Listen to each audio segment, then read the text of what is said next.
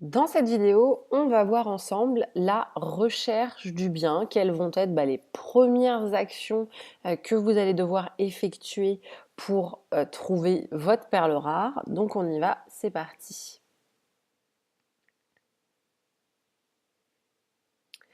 Alors, déjà, pour commencer, on va débuter avec quelques notions de base. Donc, normalement, à ce stade-là, vous avez identifié votre surface minimale. Vous savez si vous devez prospecter un 60, un 80, un 100 mètres carrés pour votre projet de location saisonnière. Donc, la première chose à faire, c'est de mettre en place les alertes automatiques sur les principaux sites de vente immobilier. Donc c'est simple, c'est le site de Se Loger et le site du Bon Coin. Sur Se Loger, vous retrouverez uniquement des professionnels, donc des agences immobilières. Aujourd'hui, la plupart des agences publient leurs biens sur ce site. Et ensuite, sur le Bon Coin, vous retrouverez la même chose. Énormément d'agences immobilières utilisent le Bon Coin. Mais vous aurez en plus de ça, en fait, les annonces des particuliers qui ne souhaitent pas passer par des intermédiaires pour la vente de leurs biens. Donc, vous n'aurez pas forcément les deux mêmes types d'acteurs. Vous n'allez pas vous comporter de la même façon avec un agent immobilier et un vendeur en direct. Ça, on le verra par la suite. Donc, dès lors que vous avez mis en place ces alertes automatiques, ça a vraiment des avantages pour vous. Vous allez être sûr d'être réactif et de ne pas passer à côté d'un bien qui remplisse vos critères. Voilà, là vous savez que vous pouvez surveiller le marché tranquillement. Le mieux, c'est de mettre les alertes en temps réel. Ça pollue peut-être un petit peu plus parce qu'à chaque fois qu'il y a une nouvelle annonce qui est publiée, bien, vous la recevez par mail. Mais voilà, comme ça au moins c'est en temps réel, hein, comme l'indique le nom de l'alerte, et vous êtes sûr de bénéficier de tous les biens qui sortent et de ne passer à côté d'aucun bien mis en vente. Il y a une dernière chose que j'ai appelée lever le nez, en fait, parce que le premier bien dans lequel nous avons fait de la location saisonnière avec Greg n'est pas un bien que nous avons trouvé sur Se Loger ni sur le Bon Coin. En fait, quand vous prospectez, quand vous recherchez des biens à vendre dans des secteurs où se trouvent des propriétaires occupants, il arrive de temps en temps qu'ils mettent directement le bien en vente eux-mêmes par le biais de petites pancartes qu'ils mettent à leurs fenêtres. Et donc, nous, c'est exactement ce qui s'est passé dans notre cas. En fait, on faisait une visite avec une agence immobilière sur un bien qui répondait pas à nos critères. Et juste en sortant de cette visite, en fait, j'ai levé la tête et à quelques mètres de l'appartement, eh bien, j'ai pu voir qu'un autre appartement était mis en vente et j'ai simplement appelé le numéro de téléphone. Et donc, je suis tombée sur la propriétaire qui vendait son bien. Et c'est le bien que nous avons acheté et que nous avons réaménagé pour nos locations saisonnières. Donc, faites attention un petit peu à ces pancartes là que vous trouvez régulièrement en ville, en tout cas dans les quartiers où sont les propriétaires occupants. Ça peut aussi être des pancartes d'agence, hein, mais voilà, essayez de voir un petit peu les choses de façon différente. N'ayez pas les yeux baissés sur vos chaussures sur le trottoir, mais voilà, pensez à lever le nez, regardez un peu ce qui se passe en hauteur pour pas rater des affaires comme celle-là. Alors, on va voir maintenant le premier contact lorsqu'un bien vous intéresse. Vous avez mis vos systèmes d'alerte automatique et hop, il y a un bien, il vous intéresse, il est dans le quartier que vous recherchez, la surface a l'air sympa. Et donc la première chose à faire, eh bien, c'est de contacter l'agence immobilière et de poser les premières questions. L'objectif pour vous, c'est de faire un petit peu le tri de ne pas avoir à vous déplacer pour rien, à faire des visites pour rien. Donc vous cherchez déjà à recueillir quelques informations. Donc bien sûr, question, la situation précise. Où est l'appartement? Dans quelle rue? Comme ça, vous pouvez voir si c'est effectivement une rue qui correspond à vos attentes, à vos critères, si c'est bien placé pour vos locations saisonnières. Comment se fait l'accès à l'immeuble? Puisqu'on l'a dit, ça c'est un point très important pour votre future automatisation des tâches et de la gestion du bien. Renseignez-vous également tout de suite sur l'étage, à quel étage se trouve le bien, est-ce qu'il y a un ascenseur ou non. Ça peut être rédhibitoire, hein. Si on vous annonce troisième, quatrième étage sans ascenseur, ça ne va pas vous intéresser. Il faut impérativement un ascenseur. Et puis, vous pouvez aussi commencer à poser des questions sur la disposition de l'appartement. Est-ce qu'il est traversant? Est-ce qu'il est lumineux? Est-ce qu'il y a beaucoup de fenêtres? Parce qu'on le sait, voilà, les fenêtres, le nombre de fenêtres, c'est très important pour vous. Ça va indiquer le nombre de studios que vous allez pouvoir créer. Et bien sûr, le nombre de pièces d'eau. Est-ce qu'il y a une ou plusieurs salles de bain? Même si là, ce n'est pas un point qui est rédhibitoire, il faudra voir sur place comment est agencé l'appartement pour des futurs aménagements. N'hésitez pas également à demander à l'agent immobilier s'il est en possession du règlement de copropriété pour que vous puissiez rapidement en prendre connaissance. Le règlement de copropriété, entre guillemets, il a droit de vie ou de mort sur votre projet de location saisonnière. Donc il faut absolument que vous l'ayez rapidement en main pour savoir si vous pouvez ou non vous positionner sur un bien. Normalement, les agents immobiliers ont ces documents. Et vous lui indiquez simplement qu'il faudra que vous puissiez le regarder assez rapidement. Ou soit il vous le transmet par mail, vous pouvez essayer, mais en général, ce qu'il peut faire, c'est faire en sorte de l'avoir avec lui le jour de la visite. Demandez également le montant des charges de copropriété, de la taxe foncière et si des travaux sont prévus ou envisagés dans l'immeuble. C'est des éléments qui sont importants à connaître, le niveau de vos charges, la taxe foncière, mais voilà, c'est pas aussi important, je dirais, que dans le cadre d'autres investissements immobiliers. Quand vous faites du locatif traditionnel ou que vous voulez faire un petit achat-revente, ces éléments peuvent être très importants parce qu'on sait que des charges de copropriété qui sont élevées, ça refroidit beaucoup les acheteurs. Et pareil, si vous faites du locatif, en fait, ça risque un petit peu de remettre en cause votre cash flow. Donc, c'est toujours des éléments auxquels il faut faire très attention. Là, dans le cadre de la location saisonnière, c'est un petit peu moins important parce que vous êtes sur des rentabilités qui sont très élevées et qu'en général, en plus, vous allez chercher des immeubles qui ont un peu de cachet, qui sont bien entretenus, qui ont des services que d'autres n'ont pas, comme ne serait-ce que le fait d'avoir un ascenseur. Donc tout ça, ça coûte en général un petit peu plus cher et donc les charges de copro peuvent être un petit peu plus élevées. C'est pas forcément un frein. Donc ça, ces questions, premier contact, vous les posez à l'agent IMO et vous pouvez aussi tout aussi bien les poser à un vendeur, à un particulier qui vend en direct son bien. La visite. Alors, on va juste rappeler quelques principes de base. Il faut déjà que vous ayez en tête qu'un prix de vente affiché, ce n'est pas un prix de vente définitif. Donc vous allez normalement pouvoir un petit peu gratter, négocier, transformer un petit peu ce prix à la baisse.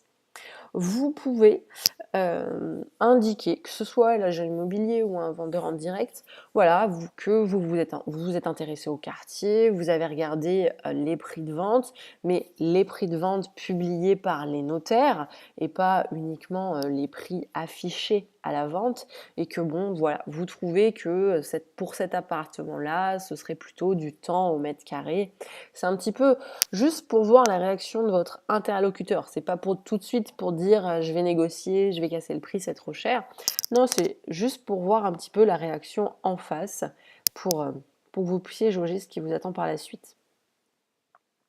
Alors, quel est le profil du vendeur idéal? Bien sûr, le vendeur idéal, c'est un vendeur qui est pressé. Il veut se débarrasser de cet appartement parce qu'il a d'autres projets, parce qu'il n'est pas propriétaire occupant, parce qu'il a déjà déménagé, parce que ce n'est pas lui qui a payé le bien. Ça, c'est notamment le cas des successions. Et les successions, c'est en général de très bonnes opportunités pour négocier les prix.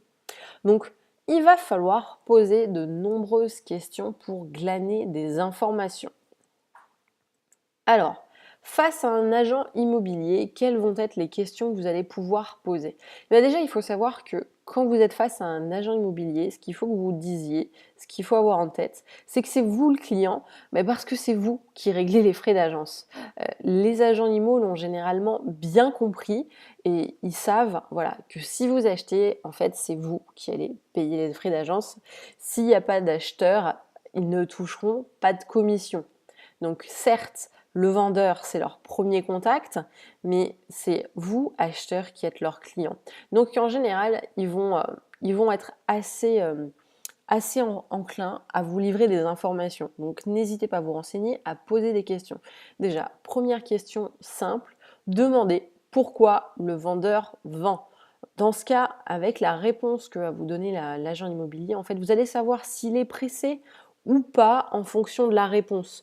Euh, Si l'agent immobilier vous dit ah bah écoutez, il a déjà déménagé, il est parti habiter à 300 km, bah, vous comprenez bien que le bien maintenant il l'a un petit peu sur les bras et va être pressé voilà, de clore cette situation et de passer à autre chose. Donc c'est des éléments en fait qui vous donnent des indications sur la marge de négociation.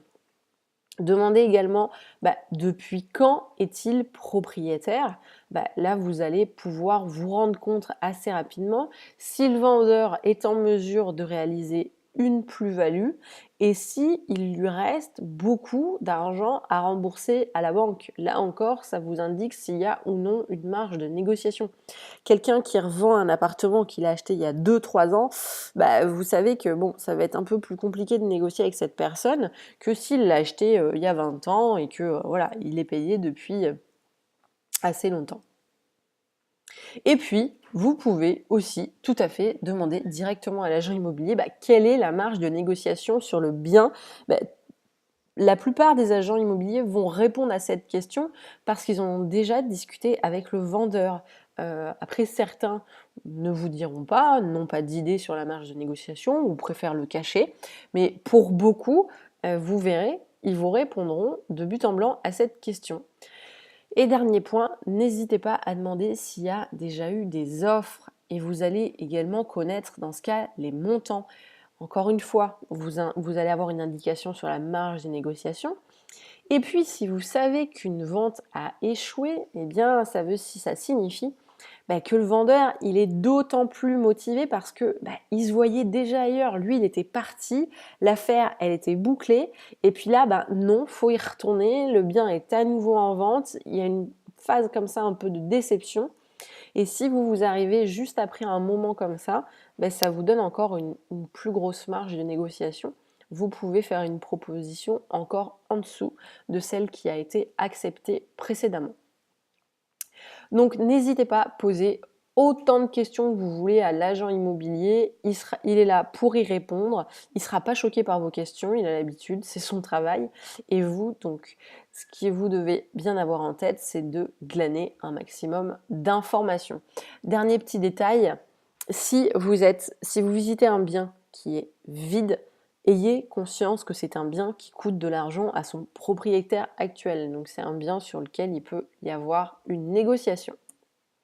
On va voir maintenant comment se comporter lorsqu'on fait face à un vendeur en direct. Il n'y a pas d'intermédiaire. Là, on n'y va pas de but en blanc comme avec un agent IMO. Va falloir avoir plus de tact et souvent poser des questions détournées parce que si vous posez des questions directes, il y a certains vendeurs qui vous diront non, je vais pas répondre à cette question, je vous dirai pas. Donc vaut mieux poser des questions détournées, vous avez plus de chances d'obtenir une réponse et en plus qu'elle soit vraiment sincère parce que le vendeur il se dit aussi si vous lui demandez de but en blanc pourquoi vous vendez, depuis quand vous êtes propriétaire, il n'est pas bête, il voit un petit peu les informations que vous cherchez à collecter. Donc si vous êtes sur un propriétaire occupant, demandez-lui vous déménagez où, vous avez déjà trouvé. Si le propriétaire est précis en fait sur sa réponse, vous allez pouvoir comprendre qu'il a déjà trouvé un nouveau logement. Donc effectivement, oui, il est pressé de vendre parce que lui, il est déjà un petit peu parti ailleurs. Il va être un petit peu tenu à des délais. Il ne va pas pouvoir rester avec ce logement-là sur les bras trop longtemps. Demandez également, est-ce que vous avez fait des travaux dans le bien? C'était il y a combien de temps? Si on vous répond qu'il y a des travaux qui ont été effectués il y a 10 ans à l'emménagement, voilà, bim, vous avez votre réponse. Vous savez que le propriétaire, il est là depuis une dizaine d'années, donc vous connaissez à peu près si le montant de sa plus-value, et puis vous pouvez avoir également une idée du capital restant dû, de ce qui lui reste à payer à la banque pour votre négociation. Autre question que vous pouvez poser, est-ce que ça fait longtemps que vous habitez le quartier? Vous savez s'il est bien? En posant en fait des questions sur le quartier en ce sens, vous saurez depuis combien de temps il est propriétaire. Donc encore une fois, vous aurez une indication sur la marge de négociation. Les gens, ils aiment bien discuter en général, donc ils répondent de façon ouverte. Voilà, si ça fait plusieurs années qu'ils habitent dans le quartier, ils vont pouvoir vous dire ah bah oui oui, depuis X années, le quartier s'est beaucoup développé. Avant, il n'y avait pas ça, il n'y avait pas ça. Maintenant, c'est beaucoup mieux, il y a plus de commerce. Donc encore une fois, ça vous donne une idée sur l'année à laquelle il a emménagé dans cet appartement. Gardez toujours en tête qu'il faut avoir un esprit gagnant-gagnant. C'est pas parce que vous cherchez à acheter un bien à quelqu'un qu'il faut être désagréable ou vouloir prendre le dessus. En général, on fait affaire avec les personnes qu'on apprécie. Si vous êtes pas sympathique lors d'une visite avec un propriétaire vendeur en direct, il n'aura pas forcément envie de vous faire de concessions, de vous être agréable et d'aller loin dans la négociation avec vous. Je peux vous prendre un exemple concret. Il n'y a pas longtemps, il y a une agent IMO qui me parlait d'un cabinet médical qui était à vendre et qui était plutôt une bonne affaire. Et en fait, elle m'explique que le propriétaire lui confie la vente du cabinet médical, parce que voilà, lui il a la retraite, maintenant il a autre chose à faire, il préfère retirer du cash et plus avoir à gérer le bien. Donc elle se retrouve avec ce bien à vendre, alors que le propriétaire a d'ores et déjà un client, c'est le dentiste qui occupe le bien. Mais le propriétaire, en fait, il l'aime pas trop, le dentiste.